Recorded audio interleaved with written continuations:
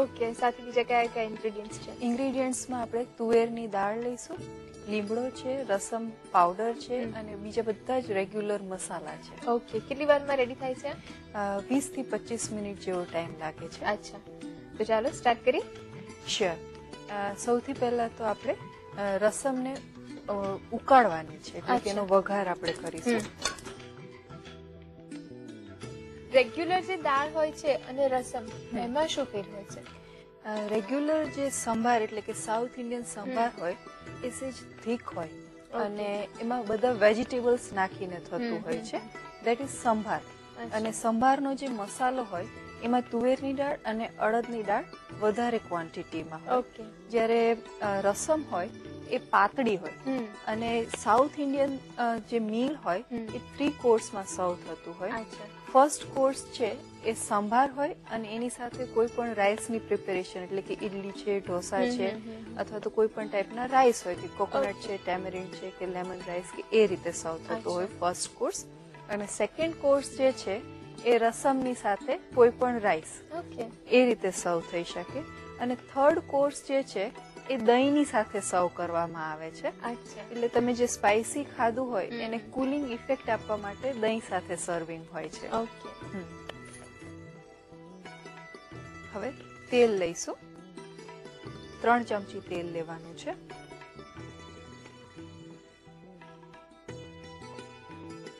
હવે આમાં વઘાર કરીશું. થોડાક રાઈ મેથી, અડધી ચમચી જેટલા,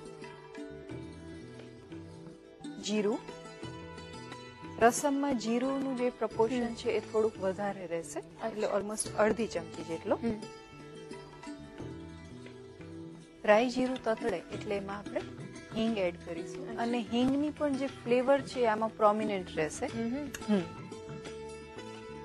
રસમ જે છે એ તમિલનાડુની રેસીપી છે. હું એ પૂછવાની જ હતી કે સાઉથ ઇન્ડિયન તમે કહો, પણ એમાં પણ પર્ટિક્યુલર ક્યાંની છે? તો સાઉથમાં પણ આંધ્ર, કેરેલા, તમિલ છે, તો આ તમિલનાડુની રેસીપી છે. હિંગ નાખીએ છીએ આપણે.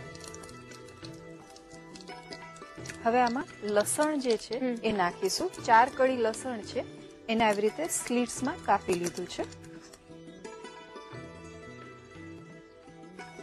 લીલા મરચા છે 3 નંગ, એને પણ હાફ કરી લીધા છે. અને હવે નાખીશું મીઠો લીમડો, 4 થી 5 પત્તા છે એ નાખીશું. લીમડાની જે ફ્લેવર છે એ સાઉથ ઇન્ડિયન રેસીપીઝમાં મસ્ત છે. સાચી વાત છે. અને લીમડો કદાચ એવું કહેવાય છે કે તમિલનાડુથી જ એનું જે ઓરિજિન જે છે કુકિંગમાં એનો વપરાશ એ તમિલનાડુમાં ઓલમોસ્ટ 1st સેન્ચુરીની આસપાસ શરૂ થયો હતો. ઓકે, શરૂઆત ત્યાંથી થઈ. હા, એનું જે લિટરેચર છે એમાં પણ મીઠા લીમડાનો ઉલ્લેખ છે. અચ્છા. મીઠો લીમડો આમ જુઓ તો તમે 100 ગ્રામ મીઠો લીમડો લો તો એમાંથી ઓલમોસ્ટ 100 ગ્રામ જેટલી જ કેલરી મળતી હોય છે તમને, પણ એના ન્યુટ્રિયન્ટ્સ જે છે એમાંથી એન્ટીઓક્સિડન્ટ્સ ને ખૂબ ભરપૂર પ્રમાણમાં મળતા હોય છે. હાર્ટ માટે ખૂબ સારું કહેવાય છે. હા, આમાંથી કેરેટીન જે હોય છે એ પણ સારા એવા પ્રમાણમાં મળે છે.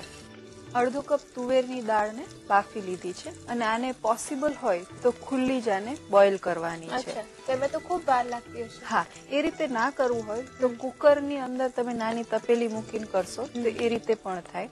પણ ડિરેક્ટલી તમે કુકરમાં આ દાળને નહીં બાફવાની, નહીંતર ચીકાશ પકડશે. આ આપણે એડ કરીશું. અત્યારે પાણી સાથે 2 કપ દાળ છે.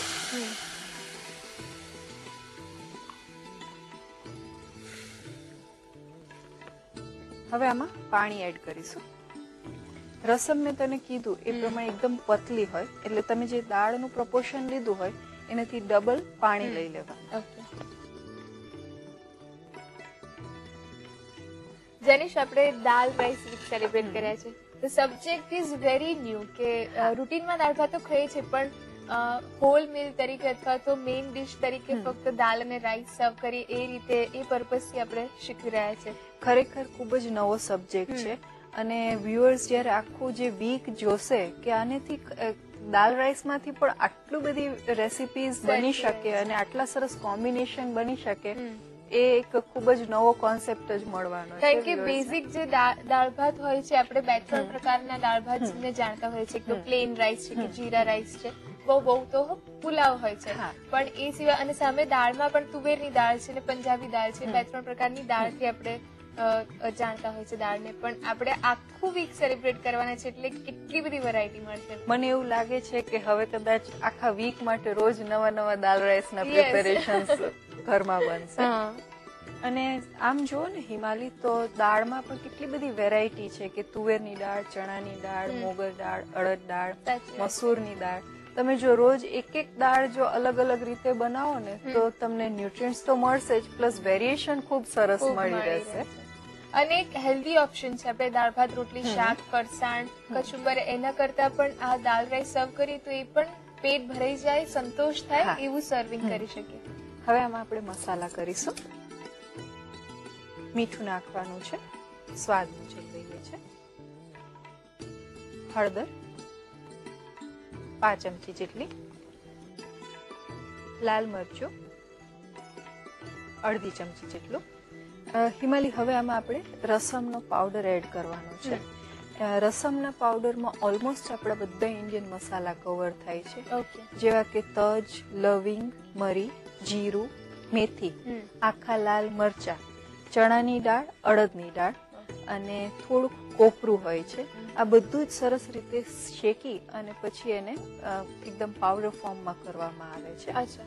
અને હવે તો રસમનો પાવડર માર્કેટમાં પણ ઇઝીલી અવેલેબલ છે. ઓકે. રસમ પાવડર અને સંભાર પાવડર જે આવે છે બંનેમાં ડિફરન્સ હોય છે ટેસ્ટમાં? ડિફરન્સ એટલો જ હોય છે કે જે સંભાર પાવડર આવે એમાં લેન્ટિલ્સ એટલે કે તુવેરની દાળ, અડદનું દાળનું પ્રપોર્શન વધારે હોય, ઓકે. જ્યારે આમાં સ્પાઇસીસનું પ્રપોર્શન વધારે હોય અચ્છા, છે. એટલે ડિફરન્સ તો છે જ. હા, અને રસમ ઓલવેઝ સંભાર કરતા વધારે સ્પાઇસી હોય છે. અચ્છા. હવે આમાં 2 ચમચી જેટલો રસમ પાવડર એડ કરીએ. આપણે લાલ મરચું જે લઈએ છે એ ઓછું લેવાનું, પણ આ જે સ્પાઇસ પાવડર છે વધારે લેવાનો છે. ગોળ એડ કરીશું. એક મીડિયમ સાઇઝનો ગાંગડો લઈએ છે. લીંબુનો રસ એડ કરીશું. યુઝ્યુઅલી રસમમાં આંબલીનો પલ્પ 2 થી 3 ચમચી જેટલો આમાં નખાતો હોય છે, પણ આપણે લેમન રસમ કરીએ છીએ એટલે 2 ચમચી જેટલો લીંબુનો રસ. અને રસમ થોડીક ગળ ચટ્ટી હોય છે. સંભારમાં બિલકુલ ગળ પણ નથી હોતું, પણ રસમમાં થોડુંક હોય છે. અને આમાં ગાર્લિકની ફ્લેવર જે છે એ ખૂબ મહત્વની છે. એટલે સંભારમાં તો બિલકુલ જ નથી વપરાતું ના, લસણ. ના. પણ આમાં છે એટલે એકદમ ટેસ્ટ અલગ જ આવશે અને કમ્પેરિઝન ખાલી એનું ફોર્મ થોડું સિમિલર છે એટલે આપણને એવું થાય કે Yes, yes. રસમ અને સંભાર.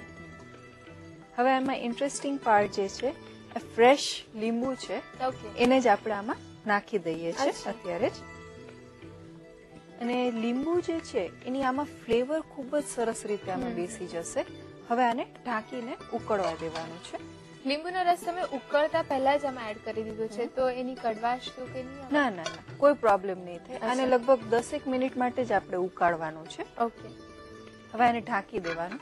ઢાંકવાનો પર્પસ એ કે સરસ રીતે ઉકળી જાય, પ્લસ લેમનની જે ફ્લેવર છે આની અંદર ખૂબ જ સરસ રીતે કમ્બાઈન થઈ જશે. અચ્છા. હિમાલી, રસમ ઉકળી ગઈ હશે. ઓપન કરીએ. અને આને બહુ વારે ઘડી આનું ઢાંકણું નહીં ખોલવાનું. એની જે ફ્લેવર જે છે એ ખૂબ જ સરસ રીતે અંદર જળવાઈ રહેવી જોઈએ. સર્વ કરી દે હવે.